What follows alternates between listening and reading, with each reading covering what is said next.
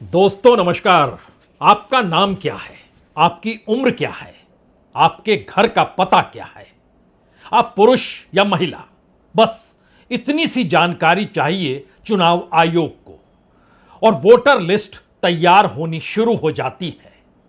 इस देश में जितनी बड़ी तादाद में वोटरों की संख्या है, पूरे यूरोप को मिला लीजिएगा तो वह भी पिछड़ जाएगा, इतनी बड़ी तादाद भारत के भीतर वोटरों की है।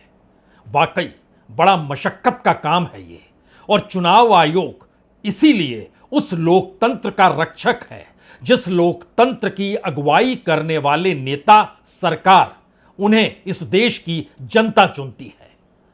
2024 में इस देश में वोटरों की संख्या 97 करोड़ 79 लाख 65,560 थी। जी, 97 करोड़ 79,65,560।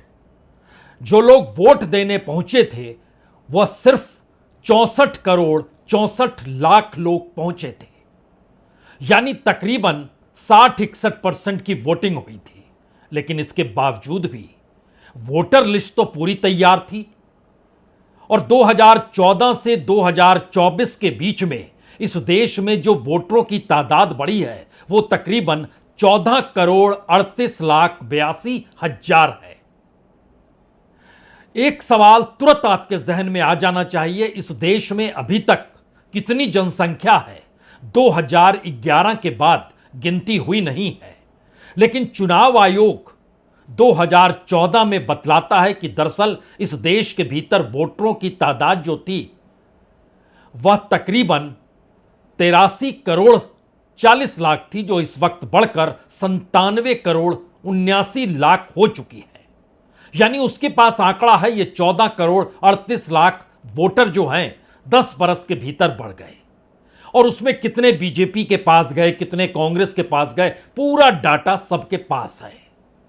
अब यहां पर दूसरा बड़ा सवाल शुरू होता है, चुनाव आयोग का काम जब इतना वृहत है तो इसमें जुड़ने वाले अधिकारियों की संख्या कितनी होगी? और तीसरा सवाल यहीं से होता है कि जब वोटर लिस्ट बन रही होती है तो क्या वाकई सभी उसमें शामिल होते हैं, या इस देश की बहुत बड़ी जनसंख्या उसमें शामिल ही नहीं होती है? और चौथा सवाल होगा, किसी भी राज्य की जो जनसंख्या होगी एडल्ट यानी 18 साल या उससे ज्यादा उम्र के, उससे ज्यादा वोटर तो उस राज्य में हो ही नहीं सकते हैं। लेकिन कमाल देखिए इस देश के भीतर का, जितने जनसंख्या एडल्ट की है राज्य में उससे ज्यादा वोटर हो गए। जितनी बड़ी तादाद में चुनाव आयोग के पास जानकारी है कि किसकी संख्या किस उम्र की, जो 18 बरस के हो गए उनकी कितनी संख्या है, उनके नाम दर्ज नहीं है तो उन्हें नाम दर्ज कराना होगा, यह भी जानकारी चुनाव आयोग के पास है। और इस दौर में वोटर लिस्ट के हेरफेर को लेकर, वो महाराष्ट्र का चुनाव हो, वो दिल्ली का चुनाव हो, या आने वाले वक्त में वेस्ट बंगाल का चुनाव हो, तमाम जगहों से ये आरोप उठे।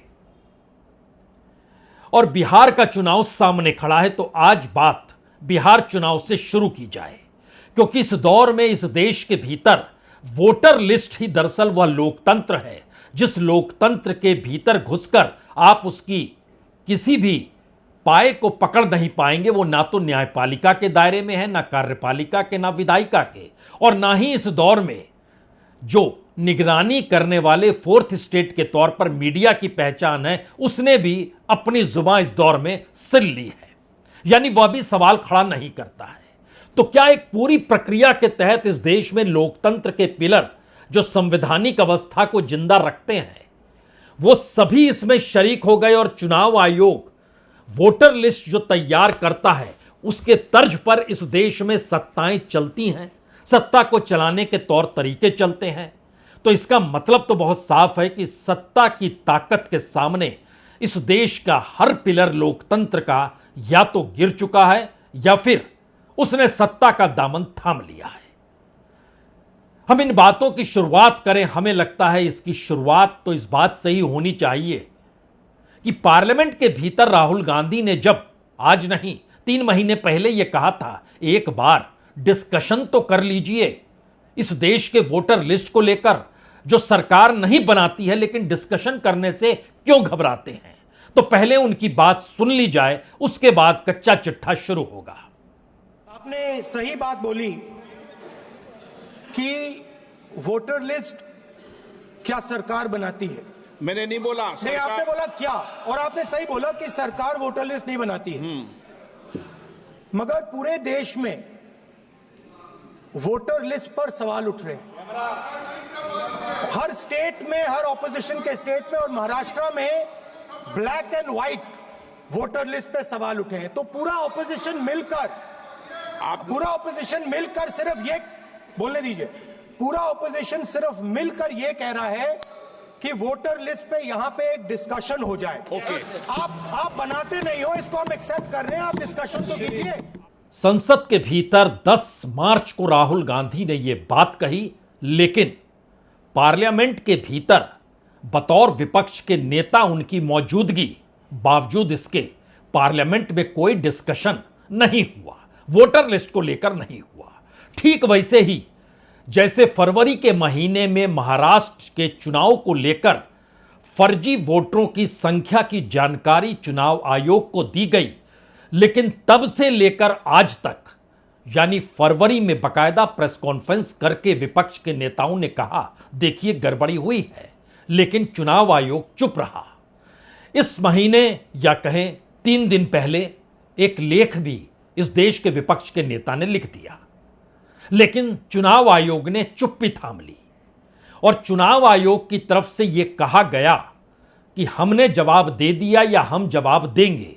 यह जानकारी चुनाव आयोग के जरिए नहीं आई, इस देश के उस मीडिया के जरिए आई जिस मीडिया ने बताया ही नहीं कि दरअसल क्या वाकई चुनाव आयोग में किसने कहा, या चुनाव आयोग ने वाकई कोई जानकारी दी। हमने जानकारी जो हासिल की उसमें चुनाव आयोग की तरफ से ना तो कोई लेटर लिखा गया और ना ही कांग्रेस के नेता राहुल गांधी को कोई जवाब दिया गया। चुनाव आयोग के एक अधिकारी से जब बातचीत हुई तो उसने कहा यह संभव नहीं है, क्योंकि हम सिर्फ वोटरों की लिस्ट जो शुरू में तैयार होती है वो हर पॉलिटिकल पार्टी को बांटते हैं। इससे हटकर अगर आप पूछिएगा तो यह और इसको देने की परंपरा कैसे शुरू कर दी जाए। यानी एक अजीबोगरीब परिस्थिति। और यह सवाल जब राहुल गांधी से पूछा गया तो राहुल गांधी ने कहा कि एक बार मेरे पास वो लिस्ट तो आ जाए, मैं प्रूफ कर दूंगा कि दरअसल किस हेराफेरी के साथ महाराष्ट्र के चुनाव हुए। वोटर लिस्ट, महाराष्ट्र की वोटर लिस्ट हम पूछ पूछ के थक गए। आज तक इलेक्शन कमीशन हमें महाराष्ट्र की वोटर लिस्ट नहीं दे पा रहा है, यह सच्चाई है। लेकिन थोड़ी देर के लिए इसको साइड कीजिए और जरा समझने की कोशिश इस बात को लेकर कीजिए कि वाकई इस देश में लोकतंत्र अगर जिंदा है तो चुनाव है, चुनाव अगर हो रहे हैं तो चुनाव आयोग है, चुनाव आयोग है तो वोटर लिस्ट बन रहे हैं, वोटर लिस्ट है तो इस देश में हर व्यक्ति को अधिकार के साथ और बराबरी का अधिकार वोट देने का मिला है कि वह अपने नेता को चुन सके और संसद भेज सके, विधानसभा भेज सके। लेकिन इस पूरी प्रक्रिया के भीतर काम कैसे होता है, हमें लगता है कि अतीत छोड़ दीजिए।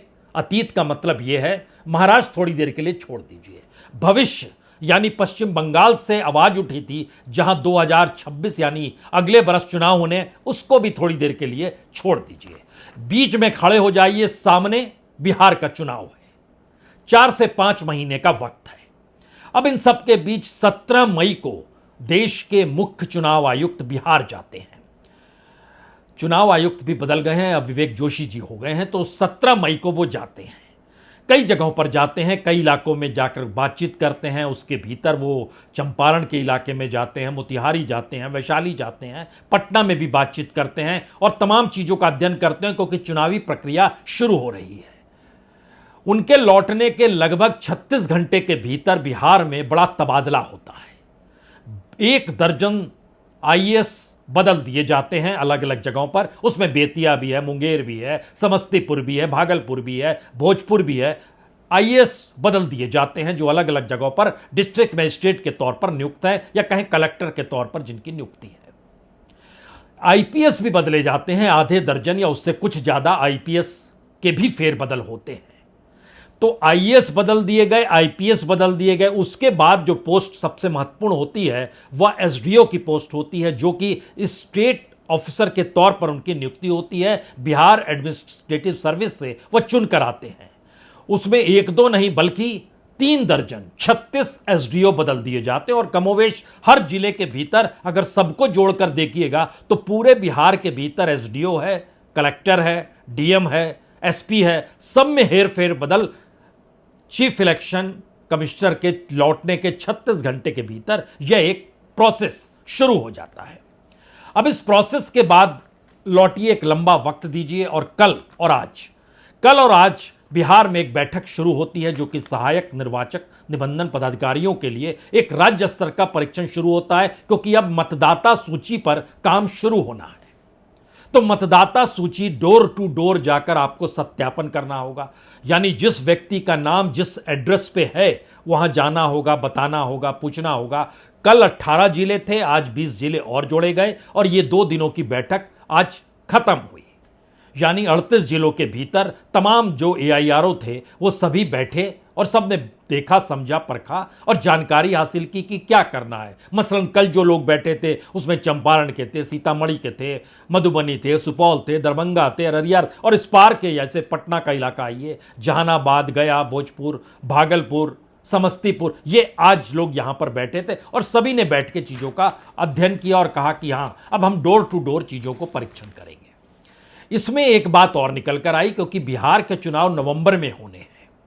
अब नवंबर में चुनाव होने हैं और 1 अक्टूबर को भी जिसकी उम्र 18 बरस की होगी, चुनाव आयोग तुरंत फुरत ऐसी व्यवस्था कर रहा है कि 1 अक्टूबर को अगर 18 बरस का वो शख्स हो गया तो उसके बाद वो ऑनलाइन भी व्यवस्था कर सकता है। इसके लिए हेल्पलाइन ऐप है, बाकायदा वोटर हेल्पलाइन ऐप है, वोटर सर्विस पोर्टल भी है, और जो बीएलओ होता है वह तो मौजूद ही है। इन सब के जरिए वो अपने नाम को ऑनलाइन एक फॉर्म 6 भरना होता है, जो मतदाता सूची में आपका नाम जुड़ जाएगा। आप कहेंगे कितना शानदार तरीके से काम ये हो रहा है। वाकई चुनाव आयोग सक्रिय है और हर व्यक्ति को वोट देना है इसकी व्यवस्था कर रहा है। और उसने व्यवस्था की है कि 1 अक्टूबर को भी नाम जोड़ पाएंगे, उससे पहले 1 जुलाई की तारीख है। यानी साल में 4 बार की व्यवस्था इस बार की गई है, 1 जनवरी, 1 अप्रैल, ये 2 डेट तो निकल गई, 1 जुलाई आएगा और उसके बाद 1 अक्टूबर को होगा। जाहिर है 1 अक्टूबर से पहले घोषणा हो चुकी होगी बिहार में चुनाव कब होंगे, क्योंकि नवंबर में होने हैं, तो उससे पहले एक ऐलान हो चुका होगा। कुछ विलंब होगा तो दिसंबर तक चला जाएगा, लेकिन एक नोटिफिकेशन अक्टूबर के महीने में आ जाएगा, ये एक फैक्ट है। अब यहां पर एक दूसरा सवाल है, क्योंकि बिहार के भीतर कुल वोटरों की तादाद जो है तकरीबन 7 करोड़ 80 लाख है। अब 7 करोड़ 80 लाख में एक क्षण के लिए एक दूसरी स्थिति हम आपके सामने रखते हैं। 18 से 19 साल तक के जो वोटर हैं बिहार के भीतर, उनकी संख्या 64 लाख है, 64 लाख, और जिनका नाम वोटर लिस्ट में है उनकी संख्या चुनाव आयोग के मुताबिक 8,08,857 है। बचे कितने? यानी 64 लाख में से अगर आप 8 लाख हटा देते हैं तो आप कहेंगे लगभग 56 लाख। अब आप सोचिए कि 7 करोड़ 80 लाख वोटर हैं, और जो 56 लाख वोटर हैं वो हैं मौजूद, जानकारी में है, राज्य जानकारी भी दे रहा है, हाँ 18 से 19 साल के ये हो गए हैं। और दूसरी बड़ी बात, जो लोग 1 अक्टूबर को होने वाले हैं उनकी संख्या भी कुछ जोड़ लीजिए, तो एक लिहाज से लगभग 60 लाख वोटर आपके जहन में तुरंत आएंगे। युवा, क्या वाकई वो लोग ऑनलाइन फॉर्म भरेंगे जो अभी तक 1 साल में नहीं भरे हैं? और 18 और 19 का मतलब यह है कि लोकसभा चुनाव के वक्त भी बहुतों की उम्र 18 साल हो गई थी, जिनकी अब 19 साल है, उन्होंने नहीं भरा। तो अगला सवाल क्या चुनाव के बाद यह भी आएगा कि बिहार के चुनाव में लगभग 60 लाख वोटर एक झटके में कैसे बढ़ गए? अगर सिर्फ युवाओं का हम जिक्र कर रहे हैं, बाकी किसी का जिक्र नहीं कर रहे हैं। और कमोवेश यही स्थिति महाराष्ट्र के भीतर भी आई, और महाराष्ट्र के भीतर एक बड़ा सवाल यह था कि जितनी बड़ी तादाद में वोटर एक झटके में बढ़ गया, उतना उसके अपने इतिहास में कभी नहीं बढ़ा। इतनी बड़े वोटर की संख्या कैसे बढ़ गई, वह भी 5 महीने के भीतर। तो नापने के 2 तरीके होते हैं, एक लोकसभा टू लोकसभा, और उसके बाद चूंकि उसी साल महाराष्ट्र के चुनाव लोकसभा इलेक्शन के ईयर में ही होते हैं, जो 5 महीने के बाद होते हैं, तो 5 साल में जितने वोटर नहीं बढ़े, 5 महीने में उतने वोटर बढ़ गए। यही बात रखी गई थी विपक्ष या कहे कांग्रेस की तरफ से, शिवसेना की तरफ से, एनसीपी की तरफ से। इन बातों का जिक्र किया गया था और इन्हीं बातों के तहत उसमें और ज्यादा इंटरेस्टिंगली यह बतलाया गया था कि दरअसल कॉन्स्टिट्यूएंसी वाइज हम बताने की स्थिति में हैं कि कॉन्स्टिट्यूएंसी में, लोकसभा में, उस कॉन्स्टिट्यूएंसी में जितने वोट मिले उतने ही वोट विधानसभा में भी मिले। लेकिन बीजेपी इसलिए जीत गई कि जो एक्स्ट्रा वोट जुड़े वो सिर्फ बीजेपी को मिले। और ऐसी कॉन्स्टिट्यूएंसी की स्थिति, दर्जनों कॉन्स्टिट्यूएंसी की स्थिति महाराष्ट्र के भीतर विपक्ष लगातार बता रहा था, जिस पर से आंखें मूंद ली चुनाव आयोग ने।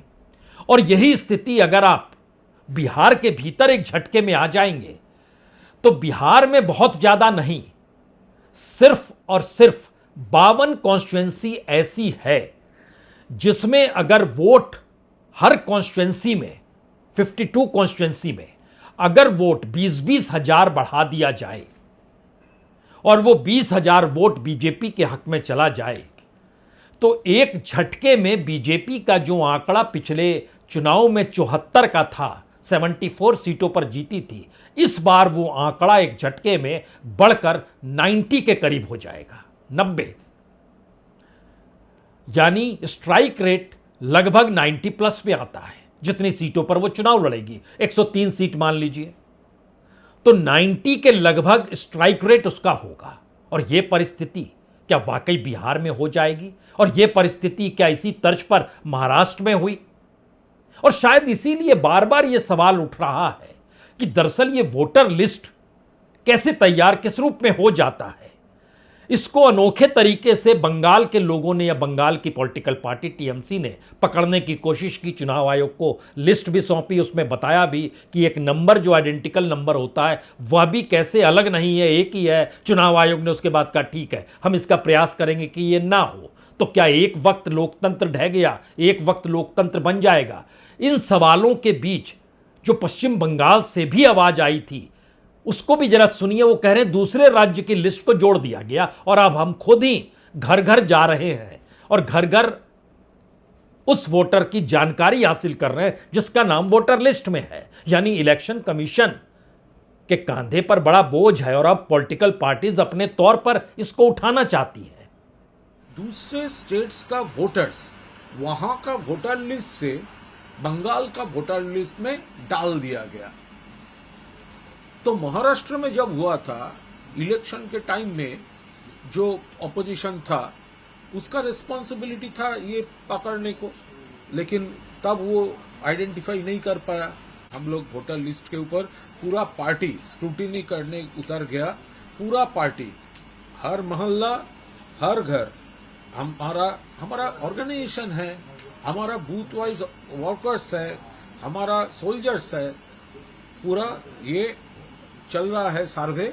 और इलेक्शन कमीशन का प्रोसेस वाइज जो वोटर लिस्ट चेक करने के लिए जो जो करना है लीगली, हम लोग वो पूरा वो प्रोसेस में हम लोग शामिल है। बंगाल में चुनाव तो अगले बरस होने हैं, उनकी चिंता अभी से शुरू हो गई है।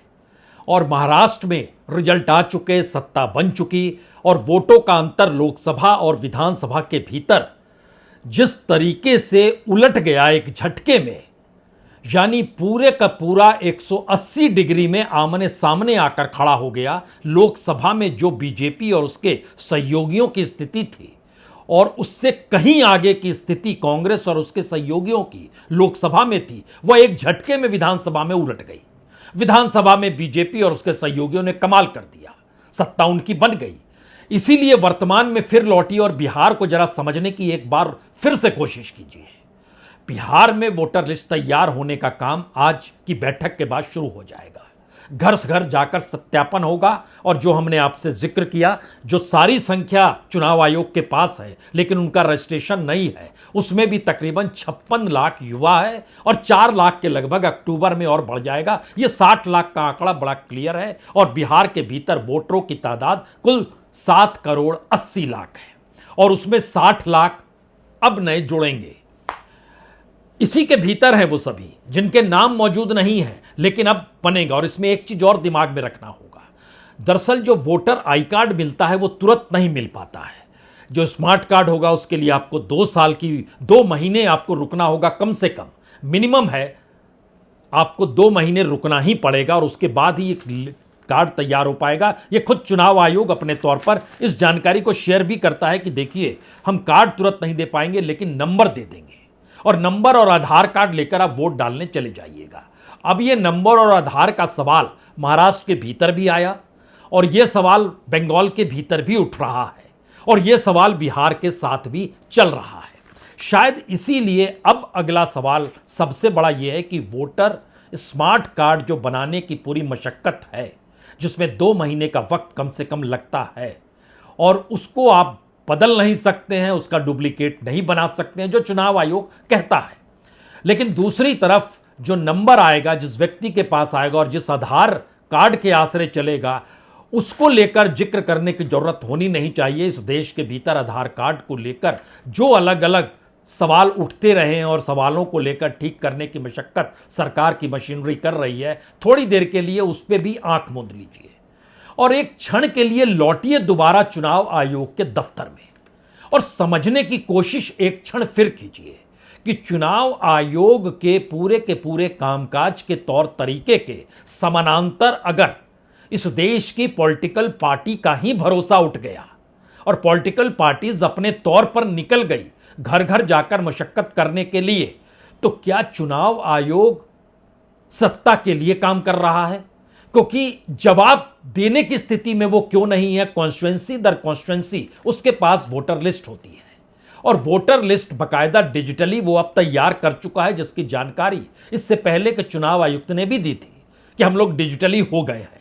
टेक्नोलॉजी के लिहाज से हम दुनिया के किसी भी देश को पछाड़ सकते हैं और आप कहते हैं हम लोग बैलेट पेपर पे आ जाएं। ईवीएम टेक्नोलॉजी है साहब, बहुत शानदार तरीके से चल रही है, अच्छी बात है।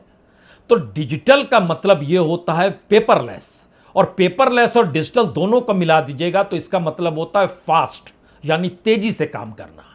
और इन सब के बीच अगर किसी एक कॉन्स्टिट्यूएंसी, जो खास तौर से कांग्रेस ने महाराष्ट्र के, विदर्भ के, नागपुर के बगल के कामठी कॉन्स्टिट्यूएंसी का जिक्र किया और बताया देखिए यहां पर इस कॉन्स्टिट्यूएंसी में हमको वोट लोकसभा में मिले थे 1,34,000, विधानसभा में मिले 1,34,000, लोकसभा में बीजेपी को मिले थे 1,29,000 और विधानसभा में बीजेपी के वोट 1,54,000 हो गए। तो कैसे हो गए? वोट बढ़ गए।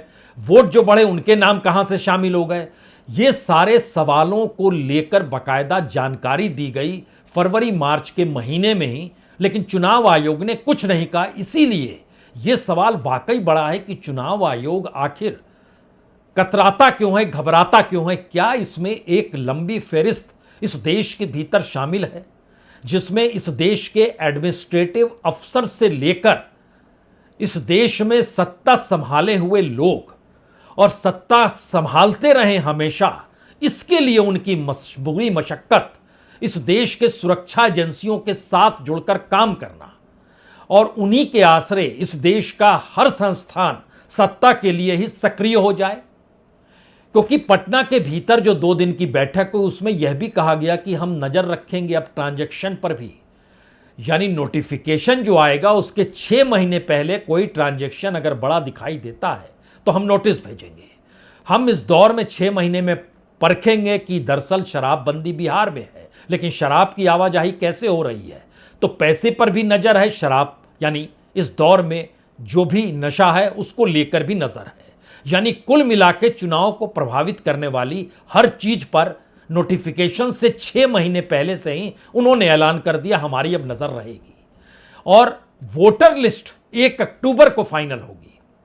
उसमें किसके नाम नए जुड़े, कौन 18 साल का हो गया, और इन सब के बीच जिनके नाम नहीं जुड़े हैं उनको लेकर अब रजिस्ट्रेशन कब होगा, कैसे कराएंगे, इसकी तारीख भी तय नहीं है। इस दौर में ही होगा, जाहिर है अब शुरुआत हो गई आज के बाद से बिहार में।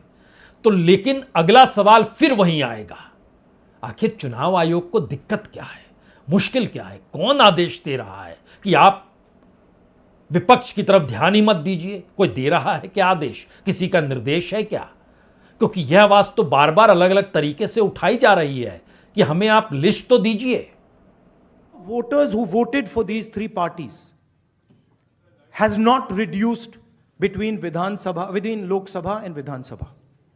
We have got the same amount of votes. And here is an example. So the Congress vote in Lok Sabha 2024 is 1.36 lakh votes. In Vidhan Sabha, we get 1.34 lakhs, very close. 35,000 new voters are added. And BJP in Lok Sabha gets 1.9 lakh votes. And then in Vidhan Sabha, they get 1.75 lakh votes. And most of those voters that provided the BJP with their victory come from those 35,000 new voters who have been added. And this is not the case in only one constituency. It is the case in multiple constituencies. तो Maharashtra election को लेकर एक बात थोड़ी और समझ लीजिए। 2014 में कांग्रेस चुनाव हार गई थी और बीजेपी सत्ता में आई थी, देवेंद्र फडणवीस मुख्यमंत्री बने थे। 2014 में 27,29,000 वोट बढ़ गए थे महाराष्ट्र के इलेक्शन में, जो जिक्र हम कर रहे हैं 5 महीने के भीतर में। और इसका असर यह हुआ था कि कांग्रेस एक झटके में, जो कांग्रेस सहयोगियों के साथ 144 सीटों पर थी, वह 42 सीटों पर आ गई 288 में से। और 2019 में फिर से जब इलेक्शन हुआ तो इस बार 27 लाख नहीं, सिर्फ 11 लाख वोट बढ़े, जो एक एवरेज है। 11 लाख वोट बढ़े तो कांग्रेस और उसके सहयोगी 158 सीटों पर जीत गए, यानी 42 से वो 158 पहुंच गए 288 में से। सत्ता उनकी बन गई। उसमें आपको ध्यान देना होगा, शरद पवार, उद्धव ठाकरे और कांग्रेस तीनों ने मिलकर सरकार बनाई, लेकिन बरस भर के भीतर खेल हो गया और सत्ता डगमगा गई।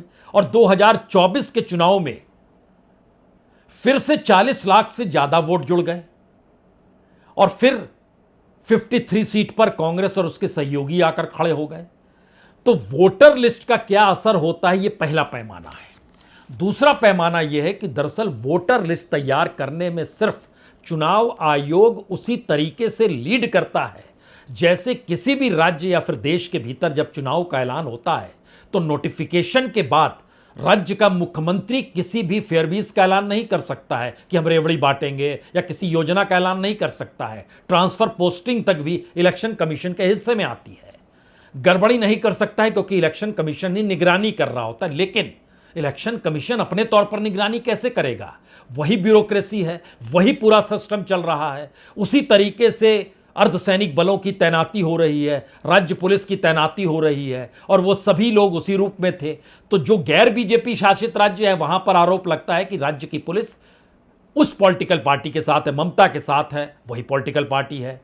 ये आरोप तमिलनाडु में भी लगे, देखिए डीएमके के साथ है वहां की जो पुलिस है। तो फिर वहां अर्धसैनिक बलों की तैनाती कैसे हो, किस रूप में की जाए, जो सेंटर के पास है। यानी चुनाव की प्रक्रिया के भीतर वो पूरा सिस्टम एक झटके में इन्वॉल्व होते चला जाता है, जिसके दायरे में एसडीओ भी आता है, एसपी भी आता है, कलेक्टर भी आता है, डीएम भी आता है, स्टेट मशीनरी भी आती है, स्टेट के बिजनेसमैन भी आते हैं। बिजनेसमैन को अपने तौर पर पॉलिटिकल कितना पैसा किस पार्टी को देते हैं, उनके तौर तरीके भी आते हैं। क्योंकि इस दौर में अब बिहार के भीतर ही अगर परखिएगा तो जिनके ट्रांजैक्शन ज्यादा होंगे उस पर अब आईटी लग जाएगी, फिर सीबीआई सक्रिय होगी, फिर ईडी सक्रिय होगी, और ये आने वाले दिनों में और तेज होगा, इससे इनकार नहीं है। जैसे महाराष्ट्र के भीतर की जो चुनाव से पहले रफ्तार थी, उस रफ्तार में तकरीबन 122% का इजाफा हो गया था। इलेक्शन से पहले ईडी और सीबीआई और आईटी के नोटिस और उनकी सक्रियता ऐसे ही बढ़ जाती है। तो एक पूरा सिस्टम अगर चुनाव आयोग के लिए काम कर रहा है या चुनाव आयोग के समानांतर काम कर रहा है, या चुनाव आयोग को सिर्फ मैसेज कन्वे है कि आपके साथ ये पूरा सिस्टम चल रहा है, तो ऐसे में वह एक कॉन्स्टिट्यूंसी की लिस्ट और एक राज्य के भीतर वोटरों की सूची को लेकर क्या काम करेगा और कैसे काम करेगा और क्यों देगा? एक झटके में सब कुछ तो उघड़कर सामने आ जाएगा।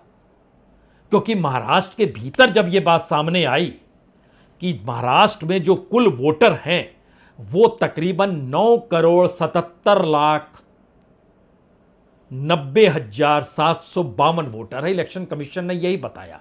और राज्य ने जानकारी दी, जी हमारे यहां दरअसल एडल्ट वोटर की जनसंख्या ही 9,54,00,000 है, यानी 23 लाख वोटर एक झटके में चुनाव आयोग की लिस्ट में बढ़ गए जो राज्य में एडल्ट भी नहीं है। अब आप क्या करोगे? यह है हकीकत हिंदुस्तान के उस डेमोक्रेसी की जो दुनिया में सबसे बड़े लोकतांत्रिक देश की पहचान के साथ डुगडुगी बजाता है। बहुत बहुत शुक्रिया, बहुत बहुत शुक्रिया।